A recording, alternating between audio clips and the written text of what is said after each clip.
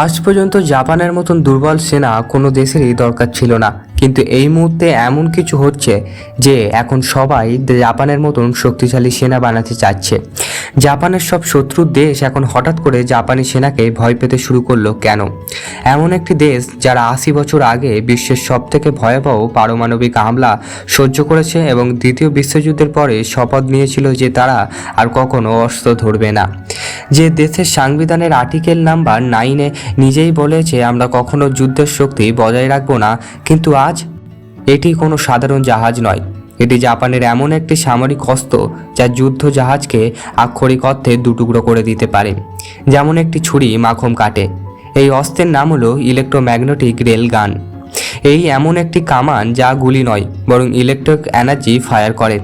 এটা মনে রাখবেন, এটি এমন প্রযুক্তি যা আজ আমেরিকাও বানাতে পারেনি, কিন্তু এখন জাপান তা বানিয়ে নিয়েছে গত 70 বছরে। যা কিছু হয়নি, জাপান মাত্র কয়েক মাসের মধ্যেই তা করে দেখিয়েছে। আপনি নিশ্চয়ই স্টার ওয়ার্স সিনেমার এই দৃশ্যটি দেখেছেন। সেখানে মহাকাশ থেকে পৃথিবীতে একটি মিসাইল ফায়ার করা হয়, আর সেই একটি অস্ত্র জাপানও বাস্তব তৈরি করে ফেলেছে। ইনফ্যাক্ট এই মাসেই জাপানের প্রতিরক্ষা বাহিনী অনেক বড় অগ্রসনে হয়েছে। তাদের নেভাল ওয়ারশিপ জেএস সোকাকু এ পাঠানো হয়েছে। Are moving to dramatically expand its firepower. The guided missile destroyer JS Shokai is now heading to the United States for a year-long deployment. যাতে তাতে আমেরিকার সবথেকে advanced Tomahawks missile fit করা যায়। জাপানের নাটকীয়ভাবে তাদের ফায়ারওয়ার বাড়াচ্ছে। গাইড করা এই মিসাইল ধ্বংসকারী জাহাজ জেএস সোকাকুকে এখন মার্কিন যুক্তরাষ্ট্রে পাঠানো হয়েছে 1 বছরের লম্বা সময়ের জন্য। এই মিসাইলগুলি পাল্লা এত বেশি যে জাপান তাদের নিজের দেশ থেকে সরাসরি সৌদি আরব পর্যন্ত ফায়ার করতে পারে। মানে এই সমস্ত দেশ এখন জাপানের রেঞ্জের মধ্যে চলে এসেছে।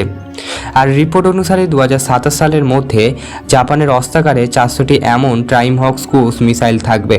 এছাড়াও এই অক্টোবর মাসে জাপান এটাও ঘোষণা করেছে যে তারা তাদের সাবমেরিন এবং আর্মি ইউনিটগুলোকে লং রেঞ্জের ক্রু মিসাইল এবং অ্যান্টিশিপ মিসাইলের মতন হাই টেকনোলজি দিয়ে অস্ত্রসজ্জিত করতে চলেছে।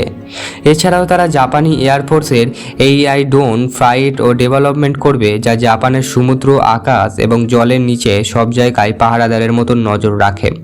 আর সম্প্রতি তারা একটি জায়েন্ট অপারেশন কমান্ডো শুরু করেছে, যা ইমার্জেন্সি যুদ্ধ পরিস্থিতিতে একটি ওয়ার রুম কমান্ড সেন্টার হিসাবে কাজ করবে। সো জাপান এত হঠাৎ আক্রমণাত্মকভাবে মনোভাব দেখে এই প্রশ্ন একদম স্বাভাবিক, জাপান কি কোনো বড় যুদ্ধের জন্য তৈরি হচ্ছে? কিন্তু জাপানের মতন একটি শক্তিশালী দেশের আবার কোন দেশের বিপদ হতে পারে? আর কেনই বা জাপান কোনো রকম নজর কাড়া ছাড়াই গত 3-4 বছর ধরে নিজের সামরিক বাজেট বাড়িয়ে চলেছে?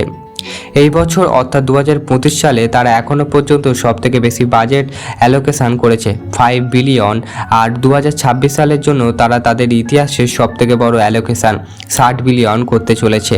এটি ছোট দেশগুলি জিডিপির থেকেও বেশি। ভুলে যাবেন না, জাপান একসময় দ্বিতীয় বিশ্বযুদ্ধের সময় একটি আক্রমণাত্মক সাম্রাজ্যবাদী দেশে ছিল যা খুবই নির্দয় ছিল। জাপান কি সেই সময় পুরানো রূপেই ফিরতে যাচ্ছে? 1940-এর সময়ে জাপানি সেনা সেই ইতিহাসের সবথেকে শত্রু ছিল। কিন্তু প্রশ্নটা শুধু 1940-এর দশকে জাপানকে নিয়ে নয়, আসল প্রশ্নটা হলো আজকে জাপান কেন হঠাৎ এই পথে হাঁটছে? কেন একটি শক্তিকামী দেশ যাদের সংবিধানে যুদ্ধের উল্লেখ নেই তারা রাতারাতি এত বিশাল অঙ্কের সামরিক বাজেট বাড়াচ্ছে? কারণ খুঁজতে গেলে আমাদের চোখ ফেরতে হবে জাপানের আশেপাশে, আর সেখানেই দেখতে পাবেন এক ধূসর দৈত্য চীন। দক্ষিণ চীন সাগর থেকে তাইওয়ান পর্যন্ত চীন আজ শুধু সামরিক শক্তি বাড়াচ্ছে না, তারা পুরো অঞ্চলকে একটা নির্দয় ক্ষমতার শূন্যতা তৈরি করতে চাচ্ছে। এই শূন্যতাকেই কাজে লাগাচ্ছে জাপান। কল্পনা করুন আপনার বাড়ির ঠিক পাশে একটা বিশাল শক্তিধর প্রতিবেশী বাড়ি, যারা প্রতিনিয়ত সীমানা পেরিয়ে আপনার জমিতে দখল নিতে চাচ্ছে। জাপানের কাছে চীন আজ ঠিক সেই প্রতিবেশী। গত কয়েক বছর ধরে যা হচ্ছে তা বিশ্লেষণ করলে বুঝতে পারবেন পরিস্থিতি কতটা গুরুতর। চীন জাপানকে সরাসরি চোখ রাঙাচ্ছে। সেকুকা দ্বীপপুঞ্জ এর দখল নিয়ে চীনের দাবি ক্রমশ আক্রমণাত্মক হচ্ছে। শুধু মুখের কথাই নয়, চীনের যুদ্ধজাহাজ এবং সামরিক বিমান নিয়তভাবে জাপানের জলসীমা এবং আকাশসীমার খুব কাছে গিয়ে প্রদক্ষিণ করছে। এই হুমকি এতটাই বাস্তব যে গত 1 দশকে জাপানের ডিফেন্স মিনিস্টার বৈঠকগুলিকে চীনের নাম কমপক্ষে 500বারেরও বেশি উল্লেখ করা হয়েছে। এটা কি শুধু একটা কৌশলগত চাপ, নাকি এর বৃহত্তর আক্রমণের প্রস্তুতি? জাপানের নেতারা জানেন যদি চীন তাইওয়ান দখল করার চেষ্টা করে তবে জাপানের নিরাপত্তা এক মুহূর্তেই ভেঙে পড়বে। তাইওয়ান থেকে জাপানের মূল ভূখণ্ডের দূরত্ব মাত্র 110 কিলোমিটার। যদি তাইওয়ান চীনের হাতে চলে যায় তাহলে জাপানের কার্যত চীনের ক্ষেপণাস্ত্র সহজলক্ষ্যে পরিণত হবে।